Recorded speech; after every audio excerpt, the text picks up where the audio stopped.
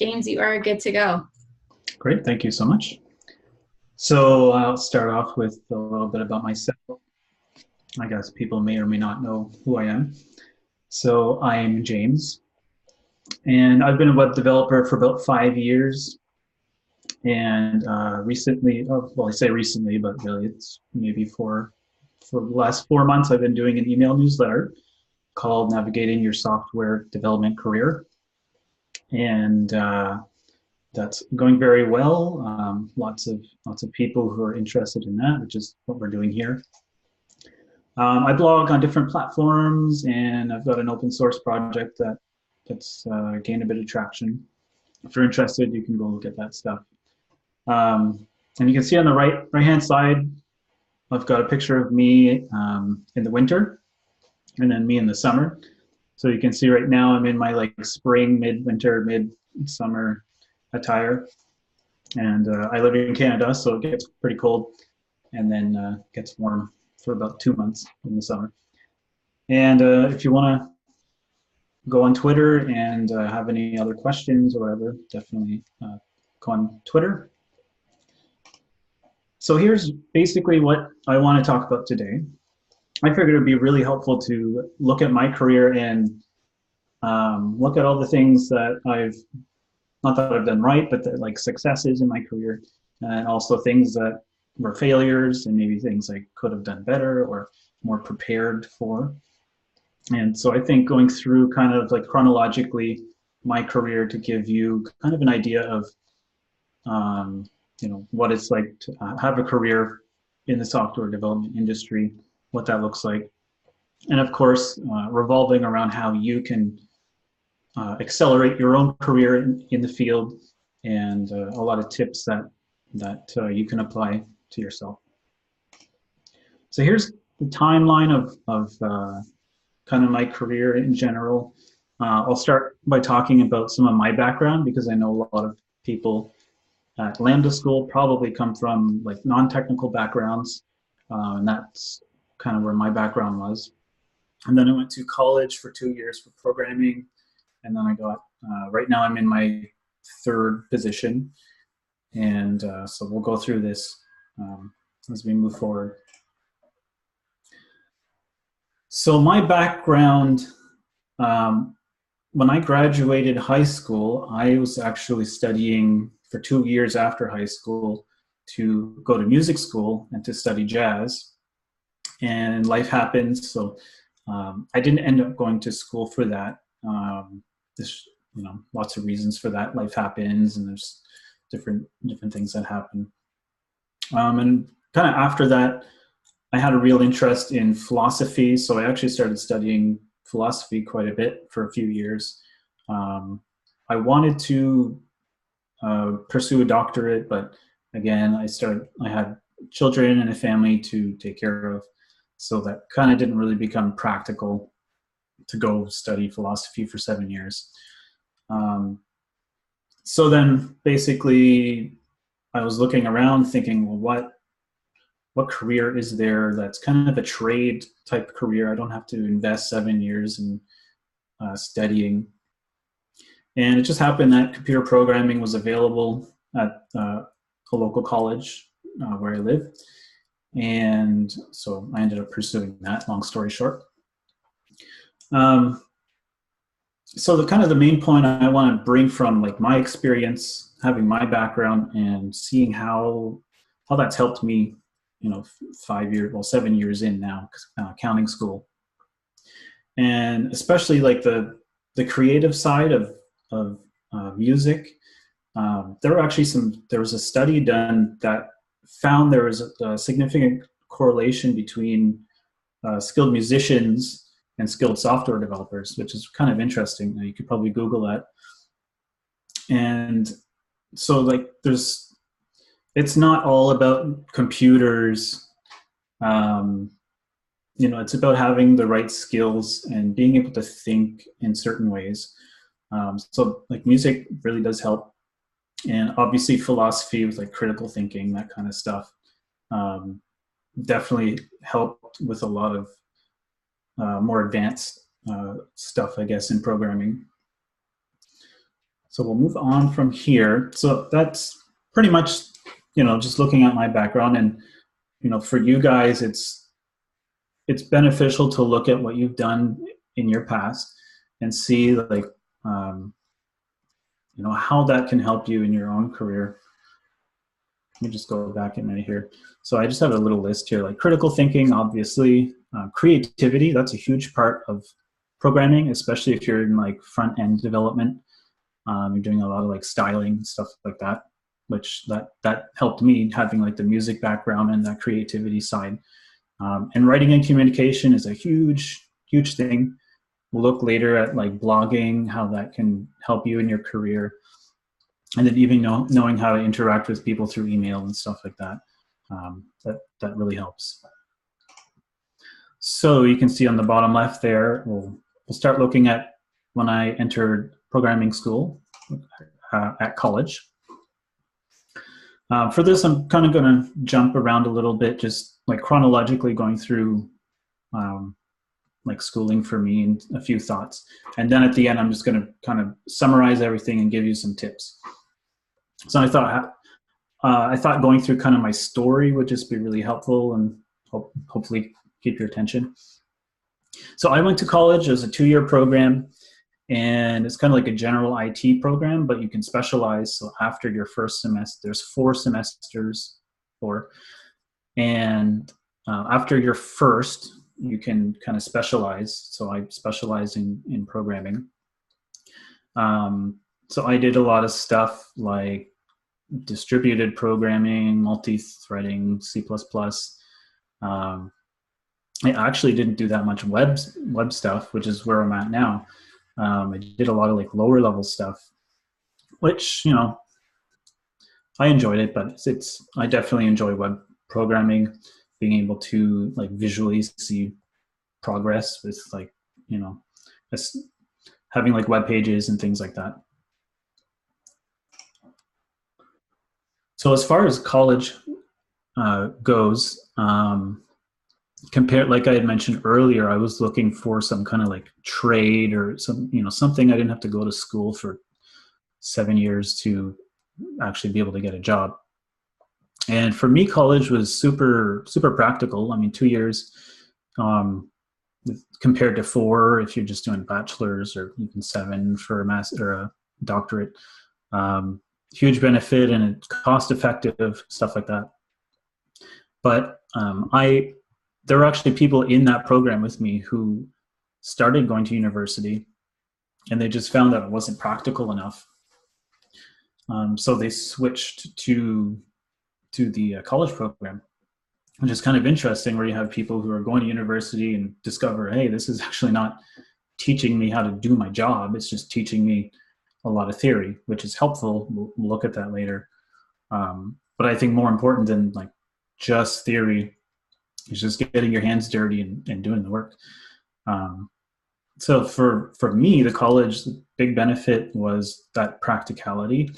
When I started working in the field, that helped a lot. And you'd have people who are coming out of university, out of like a bachelor's program, who had no idea like what they were doing. They had no idea of like what tooling was available.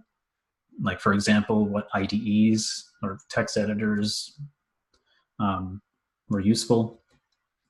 And another big thing is, if you go to university, you have electives, which are basically courses that you have to take that are not tech related. There's not really much of that.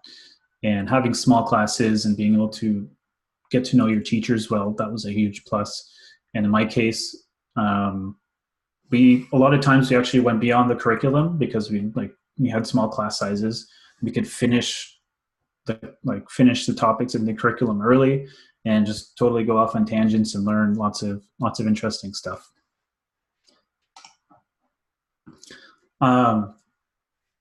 So I ended up winning 2 awards, so 1 each year. And at the beginning of my second year, in the middle of my first semester, I had my 4th child.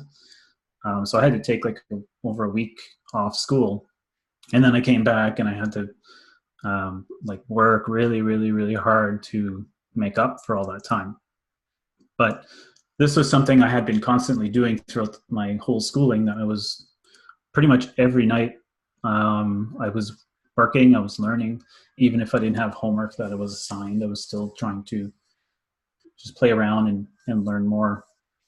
And that kind of work ethic for everyone at Lambda is definitely something you need to do.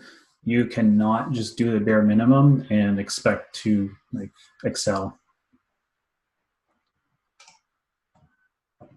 So moving to boot camp specifically, which is probably more what you guys are wondering. Obviously, I haven't gone to a boot camp, but I can kind of look at it through the lens of university, where it's up here. College is kind of in the middle, what I did, and then boot camp is kind of more down in the funnel. It's a very targeted, like practical way of gaining your education. So I think it's great. It's very practical. From what I've seen, it's very hands-on. You're building lots of like real projects. You're working with people. Like you're using Slack, for example, which is a tool that like the industry uses. So when you actually get a job, you'll kind of already know how all those tools work. But the big thing is, of course, I mean, this is just the way it is. It's not good or bad. This is CS theory. There's a lot of fundamental CS theory stuff that is super helpful. And if you do want to kind of get beyond that beginner level, you kind of have to know, some fundamentals in that area. So I thought I would just jump on this a little bit because I think this is where, for you guys, this is something that you want to definitely focus on, not like all now, but even as you get your first job and move in your career.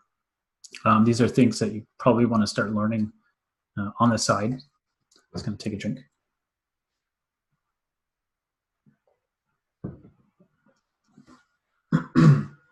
So reasons why you would want to really dig into some CS theory.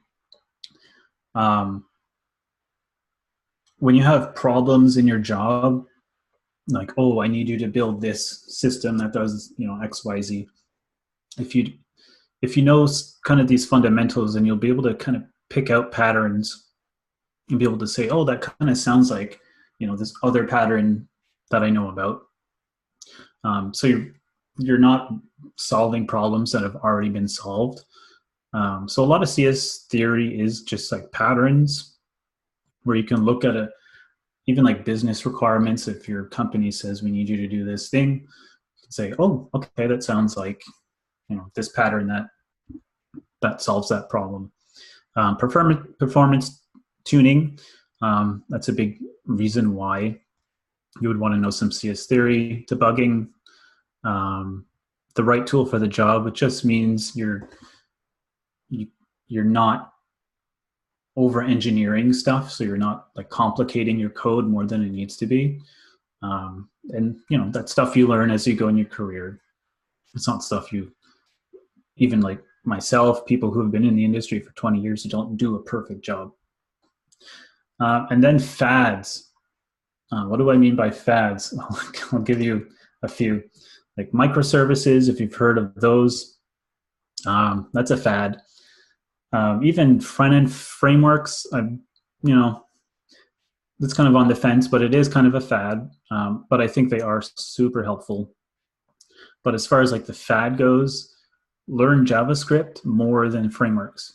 And one of the jobs I had, I actually built like a custom front-end framework.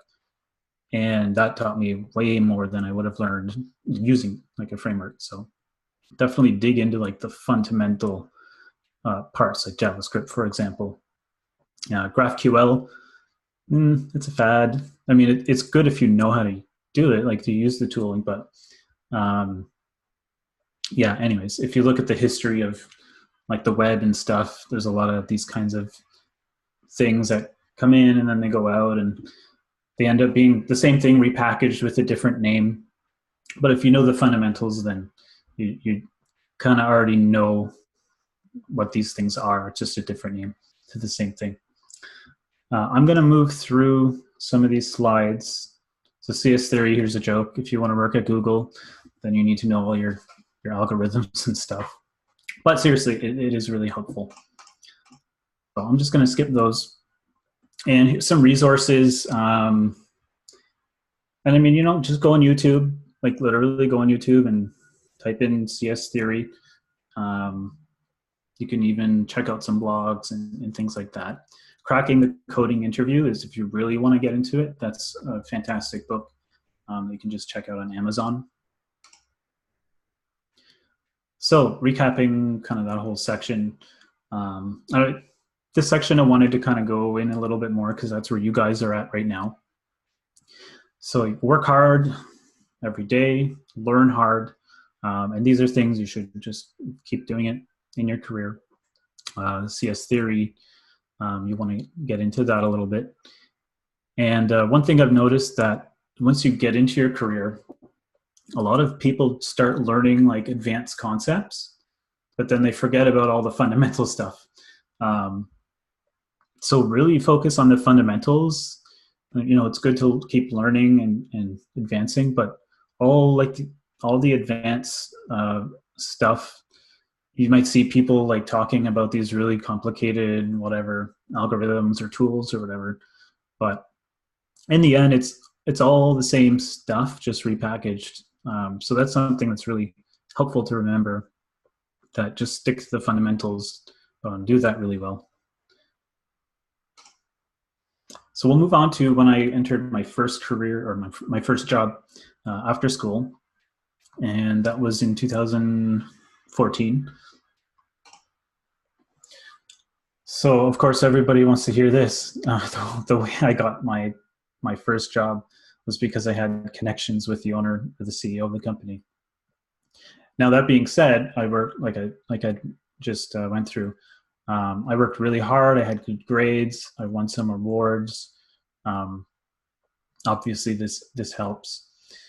But part of this, me getting my first job, was the fact that in my college, I had to take a required placement at the end of the 2 years. And I think Lambda does something like this as well, where you have to do like a placement of some kind, maybe. And anyways, that was great because it was a requirement, so it forced me to find something. So advice around this that I would give, again, is just work hard. If you work hard and do your best, then you can build a portfolio of stuff you can show people. And another part of having kind of knowing people and having connections, which in my case it kind of just happened that way, is people are there to help you, and don't be afraid to reach out to people that you know. And that's kind of a theme that keep in your whole career. That's kind of a fundamental thing. So I want to go over a little bit of what my first job was like, especially where you guys are, or some of you will be in that position soon. I was super overwhelmed for the first few months. So to give you an idea, this project that I was on had a database with over 700 tables, thousands of stored procedures, which are kind of like functions in a database. It's a huge code base that just like you wouldn't be able to fit it in your head. But that's okay. Like that's the real world, and that's still the way it is today for me. You're never gonna be able to jump into like a real business project and understand everything all at once, and you have to keep like going back and relearning things over and over and over. So another, I guess the point for that is don't feel bad. You will be overwhelmed, but just stick to it and realize that's totally natural to feel that way. Another thing. So now we're getting into the failures part of my talk. So during the first few months, there was just a piece of code. It doesn't matter what it was, but it was a piece of code that um, I thought I understood what it was doing, and I researched it a little bit, and I thought, oh, well, this is kind of a little issue, and I ended up talking to one of the managers about it. And he never got back to me about that because, in hindsight, it was just a useless, like my question about it or my suggestion was not useful at all because I didn't really understand what was happening. Basically, it's just I didn't have a full context of the system, and I just had this little, tunnel vision of the stuff I was working on as someone who's only learning how to work in a real code base. So yeah, I didn't understand the whole concept, the whole context. And this whole idea with software and what's important to optimize, usually it's called a hot path. So a hot path is kind of just the path in your logic, like in the logic of your software that is used the most. So if you're like Amazon, then the parts of your code that search for products is a hot path because people are using that all the time. But then things like, changing your username, that's not something people do very often. So that's not as important in the software. So that's, something that you want to keep in mind. My tip is if you don't want to blunder like I did, then just kind of soak it in for the first few months. Realize if you see something that maybe looks off, maybe research it a little bit, but remember that you probably don't have the full context of what's going on. And, even if you still feel like it's important, then maybe bring someone else to your computer and say, hey, I think this can be changed. Maybe I'm missing something. What do you think? I didn't do that, so that was something I learned from. So it's always a good idea to bring other people, get a second opinion if you are in that position. And another part, now I'm kind of moving on from that, is kind of when I was in my position after maybe 3 or 4 months, 5 months in there, there were certain skills that I had that were helping me to stand out amongst all my colleagues. And that's not because I'm so great and I'm good. Like it just happens that most of my colleagues were interested in certain kinds of problems. And I was interested in other kinds of problems that just happened to be a gap that the company had. For example, at one point I was doing a lot of front-end stuff with JavaScript and CSS, and pretty much everybody else just did not want to do JavaScript. They did not want to do CSS. They just all wanted to do back-end stuff. So, it just happened that I enjoyed doing that, so I took it on. But that helped me to stand out because I was the only person doing that kind of stuff. So whenever they had problems in that area, then I would be the one people would come to. And then there were other kind of areas that I picked up on. So a big piece of not only your first job, but your whole doing this in your whole career is this idea of standing out. So if you do your job and you do a good job every day, most people think if I do a good job, then people are going to notice. But that's not true. If you're in a company with 100 developers, let's say 200 or even like 20 developers, if you want to go a little bit lower, there's no reason why you're going to stand out when management maybe wants to give promotions or anything like that. So one tip for standing out, which in the end just kind of, it puts yourself out there. It doesn't necessarily mean you're better than everyone else, but it's just kind of this idea of people know what you can do. and they're aware of what you can do and your capabilities, and it's just helping people to know what you're capable of doing. So kind of this whole idea of finding a gap that can be filled, and then getting good at it. So if you're at a company, let's say your first job, and you notice that nobody really knows how to deploy software well, maybe that's something, then start learning about that. Like, just double down on that, learn about it at home even. And then when you come to work, you'll just naturally you'll stand out, because that's something everyone else doesn't know about. So you can start teaching everyone about it, and bringing value to the company by doing something like that. And obviously for yourself, this means more opportunities, might even mean more connections with people, things like that. So start networking now. That's something I did not do. It's something I regret doing. You know, go on LinkedIn, go on Twitter, all that stuff, and even just, you know, person to person. And you will be overwhelmed. That's okay. A big part of that is just learning how to take a very huge task and break it up into manageable pieces. And again, find some gaps in the business and try to get good at those.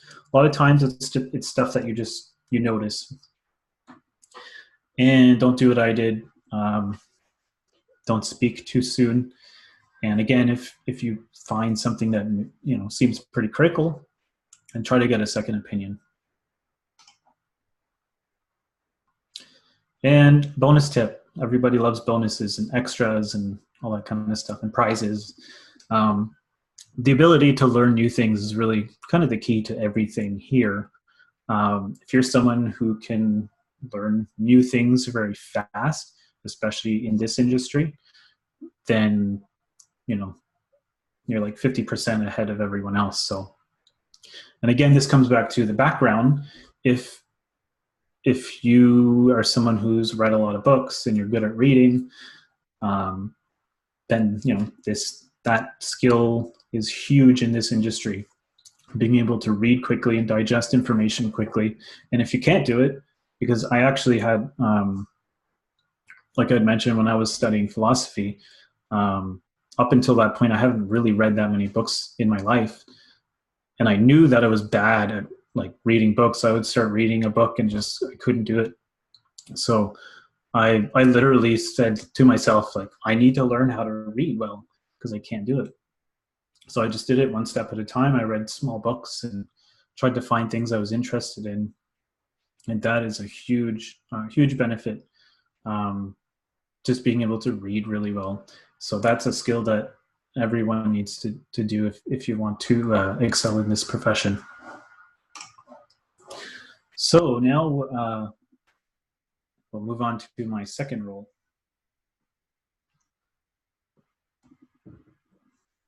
This was about a year and a half in.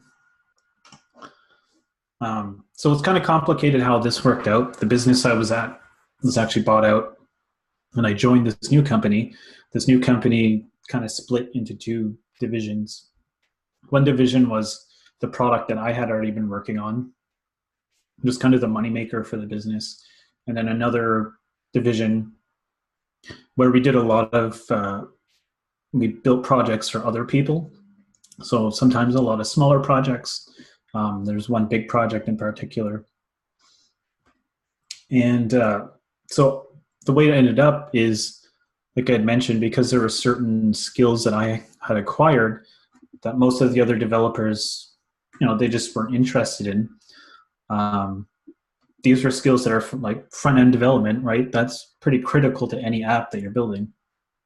So I would end up being shuffled around between these two departments, which is not typical, but that's kind of what happens when you look at the business and you figure out, here's the skill that nobody's interested in or is just not available. Nobody has that skill.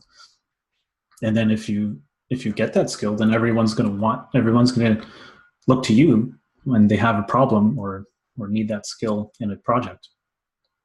So it was kind of interesting. It was being pushed back and forth, and then eventually they had a pretty huge project.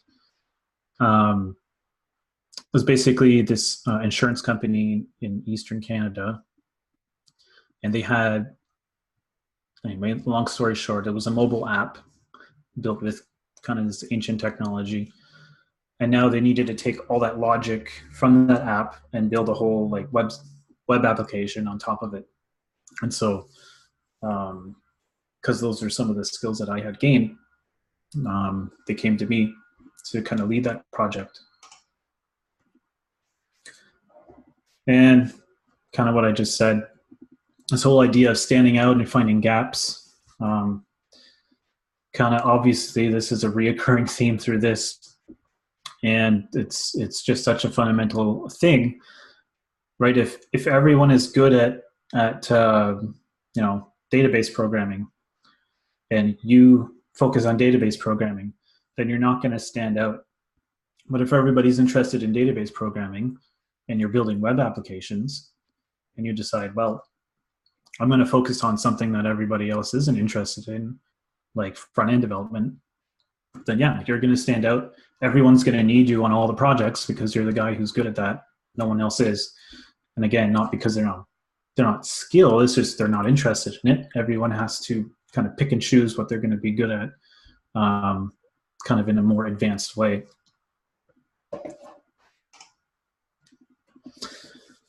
So that was a huge point for my career, was this particular project.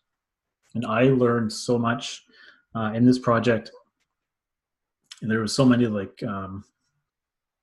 just different skills and topics that I had the opportunity to learn about. Lots of problems that I was able to solve. And again, this was a project where I ended up building kind of a custom front-end framework. So I learned tons about JavaScript.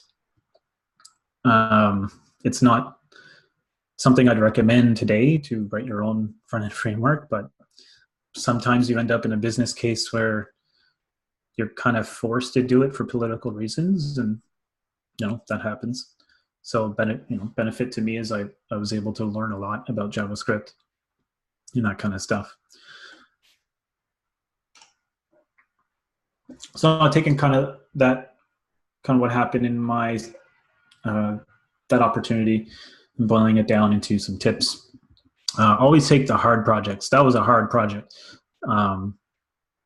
That there was a lot on the line. So if you ever have the opportunity to, either if you're asked to take on a hard project, or if there's just kind of an open chance to do that, then do it. You're not gonna push your own limits if you're doing easy stuff. You need to push yourself and do hard projects, and I think that's the best way to excel in your skills, because you're going to be working 7, 8, 9, whatever hours a day. So if your actual job is to do hard stuff, then you're gonna grow so fast. But kind of on the flip side is, if you do have the opportunity to try to tackle small projects and large projects, because there are benefits to both. For example, with larger projects, typically you can learn from other experienced developers, because they'll kind of be leading the projects. Then you'll learn about maybe patterns to deal with a lot of like complicated scenarios. Smaller projects, though, you kind of get your hands dirty with everything, right? So if you're in a smaller project, you might be like designing, you might be building it, and then deploying it. So you kind of have the whole life cycle of the development life cycle. You kind of get experience with that, which is something you kind of need to know too. It's good to know. So there's benefits to both, and there's benefits to working for a big company versus small, which I'm not going to look at. So between my second and third job, I had kind of a career crisis.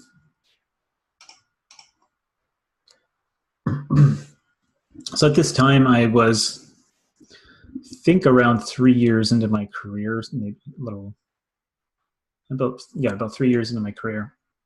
And it was just, I felt like I wasn't being challenged anymore. I felt like I kind of plateaued what I was learning in that position, and I didn't feel challenged anymore. Obviously, if you're I think a lot of programmers are very passionate about their jobs, and if you're not doing something that's challenging, it kind of becomes monotonous, and it's not enjoyable to go to work every day.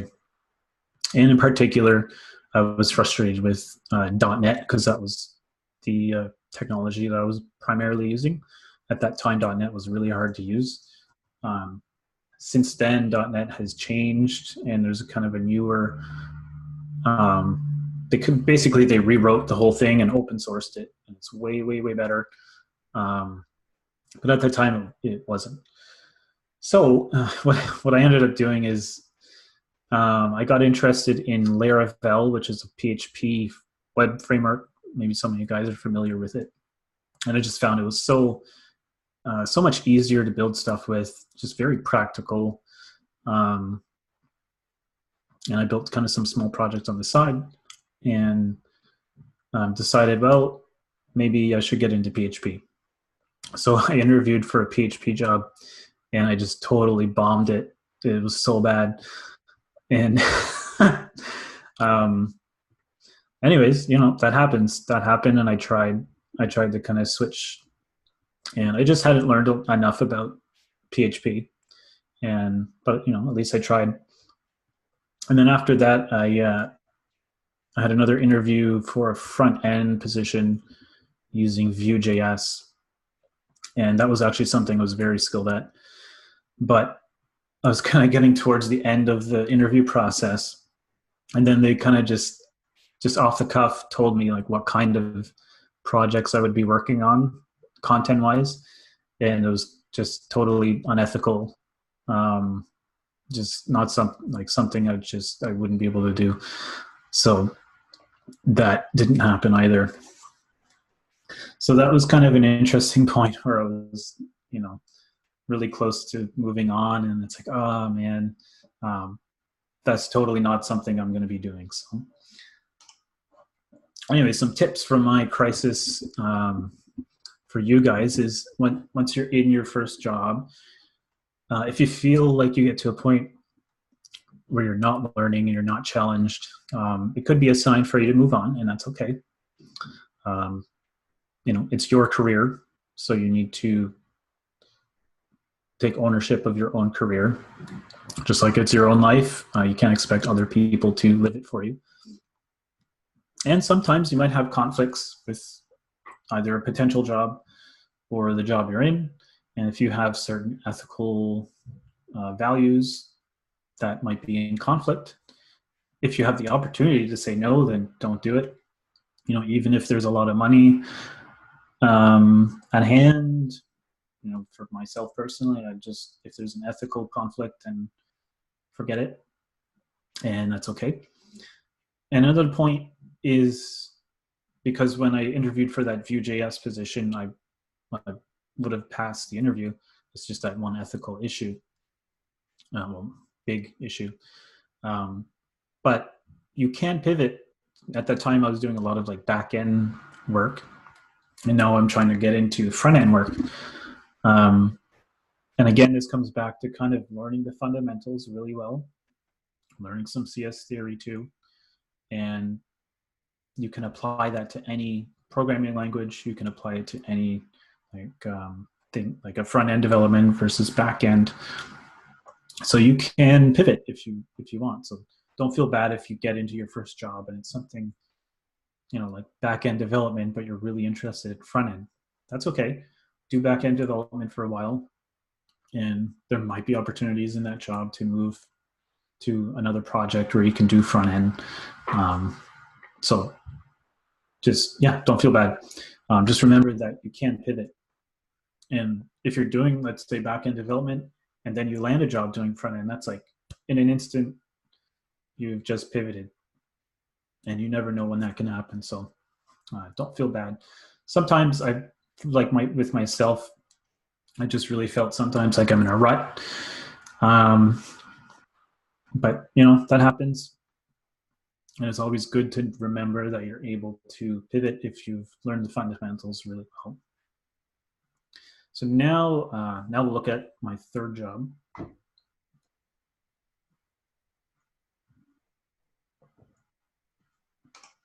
So this is a senior dev position. So I was about 3 years into the career. So I'll tell you how I landed that job. So this is a company I had a friend who worked for, and long story short, they were looking at building a mobile app for their company, which I'm actually building now. And so I made a prototype for my friend. Here's a prototype, and just give it to the boss or whatever. And anyways, that left an impression, but they weren't hiring or anything like that. But a year later, they were hiring. So that I already had that kind of reputation built with them. And around this time, I started kind of getting into blogging, and had a piece published on Microsoft. So I was able to, name drop on my resume and stuff like that, which is something we'll look at. So yeah, it took a lot of work, right? It's not just I'm applying for a job and I get one. You kind of have to be crafty, I guess. You have to be very proactive about pursuing things. So when I got this job, I was working in an office, but working remotely, for my situation, working remotely is kind of a necessary thing. So I started looking for a remote position. And long story short, because I had built up a reputation, kind of blogging and doing things we'll look at later, I was able to land a remote job, which my current employer matched. That's a total huge story. But basically, I stayed with the same company, but I was allowed to work remotely and stuff like that.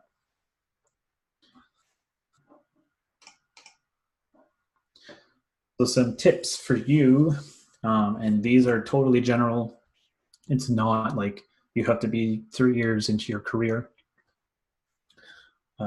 Generally, networking is how you're going to get better jobs. Validation projects. It's basically looking at a company and saying, what do they need? For example, a mobile app, and building a prototype. So if the company needs whatever, they need a new front end that looks really pretty, then take what they have, whether it's just a website or maybe a full out application, and just build one page, and then email someone or try to get in touch with someone from the company. You should already have kind of a connection with someone in the company, which is kind of that first point of networking. But then, yeah, if you can actually show here's how I can benefit your company, here's how I can improve your company, and it shows the initiative to actually be interested in their company is a big thing. Another piece is name dropping. If you can start blogging and things like that, being able to have your content published, for example on Microsoft or other big things, that it pops out, and it kind of validates to people that okay, you have something, you do good work and stuff like that. And again, be really good at something valuable. For most businesses, that's kind of a big point. But again, that comes back to the validation project, is you need to show a business how you can give them value. So something really concrete. Here's how I can give you value for your company. And then again, learning, just keep learning. And in this case, I learned how to build use a certain technology to build a mobile app. There was an opportunity for me to just learn how to use this kind of newer technology. So use everything as a learning experience. And if I wouldn't have landed that job, I still would have had the experience of learning what I had learned. All right, so kind of the last area we'll go through is just this whole idea of side work. And that's really, you can see kind of chronologically, I started doing that around the time I had that career crisis. And that was kind of when I realized I need to be very proactive in my career. I can't just do my job every day and that's it, and then expect 3 years down the road to just all of a sudden, you know, be able to get another job. I need to be out there and I need to be able to show people what I can do. And again, networking is a big piece of that. So around that time, I realized that, and the good thing for you guys is I'm telling you right now, that's the way it is. Some people some people want to get a job and they just want to do their job, work 8 hours, and then not have to deal with programming ever again outside of their job. And there's a lot of people who do that, probably the majority. But if you want to have the security of being able to go to a new job in 1, 2, 3 years, or you're ambitious and you want to do the best you can, and you want to pursue more opportunities or have more opportunities available, then this is critical. So let's talk about it.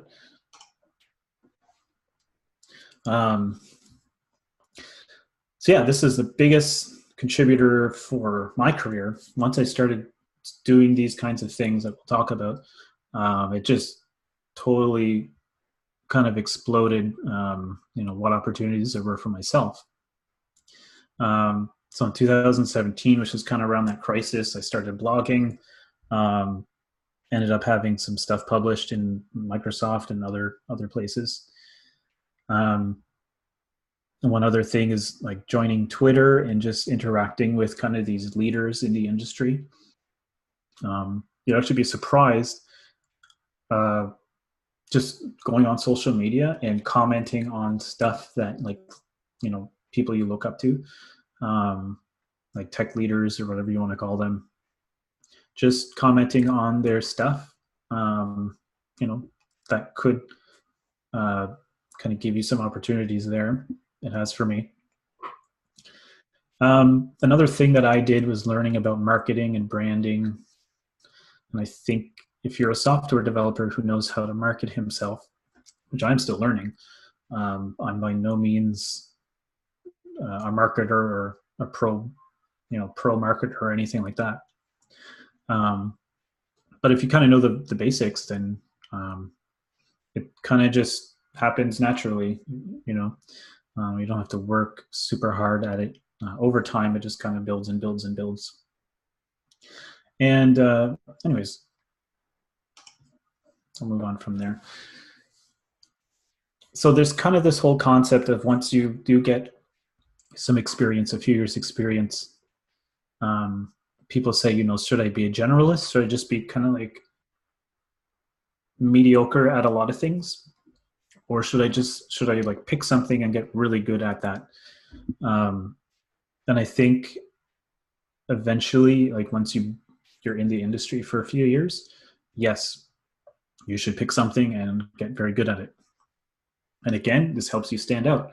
And this is going back to the same thing that I've talked about throughout most of this is, finding something, getting really good at something in particular can help you stand out.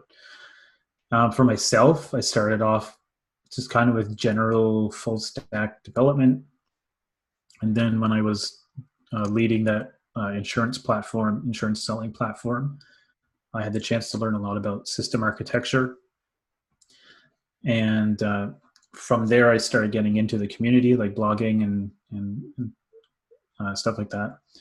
And then I started an open source project, which gained a lot of traction to my surprise. So then that kind of helps me to stand out as something I can say, hey, here's I've made this open source project that does this thing, so that, you know, helps me to stand out. But for you guys, if you can do that, then that helps a lot. And for example, like right now, I do a lot of content about your career as a software developer. So at this point, actually, I think it's the next slide. Yeah. So kind of the whole concept here is just kind of riding the wave, doing a little bit at a time, and everything just builds up. And it's like compound interest. If you put some money in the bank, it grows and it grows, but then it doesn't grow at the same rate, the same amount. It kind of exponentially grows more and more and more as time goes on. So just to give you kind of an example of what that looks like in my career, starting in 2017, I was blogging. And then I spoke at a user group where I got involved in it, and then I ended up speaking, which is, for me, was kind of like that next step to just do it and get comfortable with it. And then Coravell, that's the open source project that I started, that gained a lot of traction. But you can see now in 2019, mostly at the beginning of this year, there's just kind of like an explosion of all these opportunities for myself. I started, I had an idea that I went on Twitter and I tweeted this idea, and that gained thousands of retweets and likes. So based off that, I started this newsletter, which today has over 600 subscribers. And that's the career-related stuff. And on Twitter, I like to tweet like dev tips, just kind of these simple, whatever. Sometimes they're coding samples or patterns or refactorings that you can do. Sometimes they're more career-related or whatever. And those seem to be gaining some, people are enjoying those. And just kind of in the last 2 months, the opportunity to do 2 podcasts should be coming out this month. I'm doing this, and I've had being able to write guest articles on lots of other places. I started writing a book and actually was contacted to co-author a book with one of my kind of programming heroes. I can't really say much about that right now, but you can kind of see this whole progression of, just being consistent and doing a little bit of stuff at a time, where that can lead. So it sucks when you're at the beginning. I know that, because it just feels like nothing's happening. But, I wanted to encourage you guys that's the way it is when you start off. It feels like nothing's happening, but you do it for a year or 2, and there kind of comes a point where it just kind of explodes, I guess, if you want to put it that way. And of course, I enjoy doing that kind of stuff, so it's always fun. So I'll let you read that. Those are kind of the tips I already went over, but this is my last slide. It's basically everything I just said in the last one. Okay, thanks so much, James. Sorry, we're coming like right at the end of it, end of the hour, and we have students hopping into lecture after. We did have a lot of questions, and if it's okay, I'm going to email them to you, and then Sure. get some responses, and I'll post them on Slack for everybody. So thanks to everyone for participating. And James, thanks so much for coming today and talking with our students just about your software developer journey. And it's really cool to see that you also came from a non-traditional background like a lot of our students. Yeah. I think that's something that they can really connect to. So yeah, thank you. This is recorded. I'll post it on YouTube. And thanks everybody for joining. And thanks again, James. I'm going to go ahead and close this out. All right, great. Take care. Bye.